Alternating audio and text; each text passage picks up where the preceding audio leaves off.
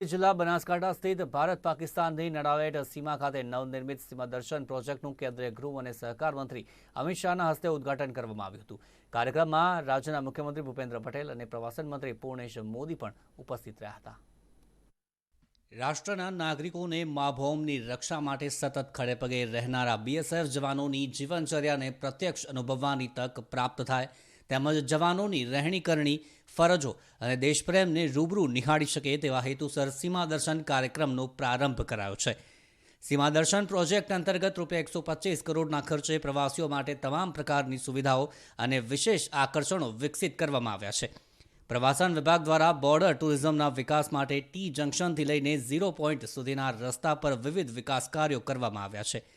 સીમા દર્શન ખાતે ઓડિટોરિયમ, દુકાનો અને રેસ્ટોરન્ટ્સ, સરહદ ગાથા પ્રદર્શન કેન્દ્ર અને museum, decorative lighting, solar tree તેમજ સોલાર રૂફટોપની સુવિધાઓ વિકસિત કરાઈ છે, જે તમામ પ્રોજેક્ટનું કેન્દ્રીય ગૃહ અને સહકાર મંત્રી અમિત શાહના હસ્તે નડેશ્વરી માતાના દર્શન કરીને ઉદ્ઘાટન કરવામાં આવ્યું હતું। रामनवमी एक प्रकार से चैत्र नवरात्रि की समाप्ति होती है और एक ऐसे व्यक्तित्व के जन्म का दिन भी है जिसको हजारों सालों के बाद किसी को निमंत्रण नहीं देना पड़ता। करोड़ों करोड़ों लोग अपने खर्चे से अपने घर में मनाते हैं। मर्यादा पुरुषोत्तम श्री राम जीवन में हर एक भूमिका किस प्रकार से निभानी चाहिए, आदर्श बेटे की भूमिका, आदर्श पति की भूमिका, आदर्श राजा की भूमिका, आदर्श सेनापति की भूमिका, सभी भूमिका किस प्रकार से निभानी चाहिए, इसका एक शब्द बोले बगैर अपने जीवन कवन के द्वारा सालों सालों तक, युगों युगों तक लोग प्रेरणा ले इस प्रकार का जीवन जी कर गए। इसीलिए आज हमारे आराध्य हैं, हम सब उनको भगवान के स्वरूप में उनकी पूजा करते हैं और उनके जीवन के बताए हुए दर्शन पर चलने का प्रयास करते हैं। चैत्र शुक्ल नवमी के माता नडेश्वरी के मेले में भी आज मुझे उपस्थित रहने का मौका मिला। सच अर्थ में इस मेले के बारे में मैं नहीं जानता था। 2 दिन पहले शंकर भाई का फोन आया कि यहाँ मेला भी लगता है। मैंने कहा चलो दोनों काम एक साथ हो जाएंगे। तो आज मां नडेश्वरी के भी आशीर्वाद लेने का मेरे जीवन में मुझे सौभाग्य मिला है। मित्रों, सबसे पहले भारत की कठिन से कठिन सीमाओं की सुरक्षा करने वाले बीएसएफ के हमारे जवान जो -40 डिग्री टेम्परेचर से लेकर 45 डिग्री टेम्परेचर वाली सीमाओं पर जान की बाजी लगाकर देश की सुरक्षा लेते हैं और कई बीएसएफ के जवानों ने अपनी जान गंवाई है। वो सभी को याद कर पूरे देश की ओर से आज इस शुभ प्रसंग पर उनको श्रद्धांजलि देना चाहता हूं। मैं बीएसएफ के जवानों को कहना चाहता हूं कि सीमाओं के अंदर देश सुरक्षित है, देश विकास कर रहा है, देश पूरे दुनिया के मंच पर सर्वोच्च स्थान की ओर तेज गति से आगे बढ़ रहा है।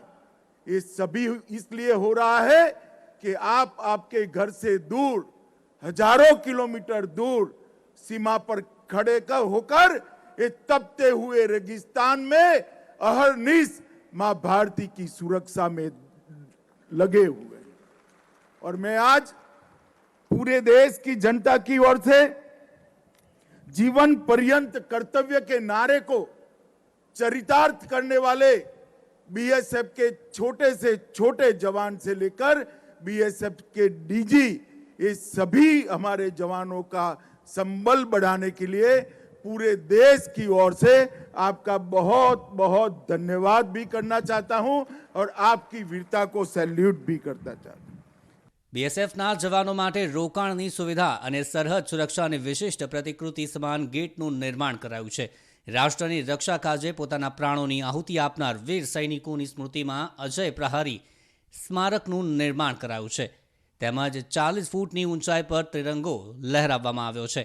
આ ઉપરાંત પ્રવાસીઓ ભારત પાકિસ્તાન બોર્ડરનો નજારો જોવાનો રોમાંચક અનુભવ પણ કરી શકે તે માટે બીએસએફ દ્વારા બીટિંગ રિટ્રીટ સમારોહનો પણ આરંભ કરાયો છે।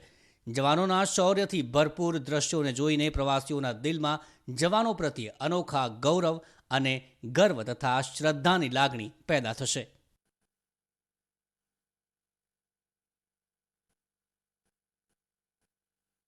દ્રશ્યો અને પરેડ આપે જોઈ હશે ત્યારે આ જ દ્રશ્યો અને પરેડ ગુજરાતમાં પણ જોવા મળશે। નડાબેડ ખાતે જે સીમા દર્શન પ્રોજેક્ટ છે તેનું કેન્દ્રીય ગૃહમંત્રી છે અમિત શાહ તેઓએ લોકાર્પણ કર્યું હતું। જે અંતર્ગત વાત કરવામાં આવે તો જે બીએસએફના જવાનો છે તેઓની શૌર્ય ગાથા છે તેને પણ અહીં દર્શાવવામાં આવી છે। આ પરેડ છે તે હવેથી જે ગુજરાતની અંદર પણ જોવા મળશે તેને લઈને જ અહીં જો વાત કરીએ તો આ જે કેન્દ્રીય મંત્રી અમિત શાહ છે તેઓ પણ ઉપસ્થિત થયા હતા અને આ જે પ્રોજેક્ટ છે આ પરેડ છે તેનું લોકાર્પણ કર્યું હતું। ગુજરાતની અંદર પણ હવે આ જે વાઘા બોર્ડરની જોવા મળતી પરેડ છે તે પણ હવે જોવા મળશે એટલે એક મહત્વનું અને એક જે પર્યટન સ્થળ છે તે આ નડાબેડ બનાસકાંઠા બની રહેશે। કેમેરામેન કલ્પેશ રાણા સાથે રિપોર્ટર દીપક મકવાણા, નડાબેડ બનાસકાંઠા। કેન્દ્રીય ગૃહમંત્રી અમિત શાહ રવિવારે ગુજરાતના પ્રવાસે છે ત્યારે ગાંધીનગર ખાતે અમિત શાહે ત્રિભુવનદાસ પટેલ સહકાર ભવનનું ઉદ્ઘાટન કર્યું હતું। તેમજ આ પ્રસંગે પ્રદેશ અધ્યક્ષ સી.આર. પાટીલ, દિલીપ સંઘાણી સહિતના નેતાઓ ઉપસ્થિત રહ્યા હતા। તેમજ અમિત શાહે સંબોધન કરતા જણાવ્યું હતું કે 150 જેટલી આઇટમ બનાવી બ્રાન્ડ નેમ સાથે ઉપલબ્ધ છે। આજે આપણી આ પાસે અમૂલ, ઇફકો જેવી બ્રાન્ડ ઊભી થઈ છે।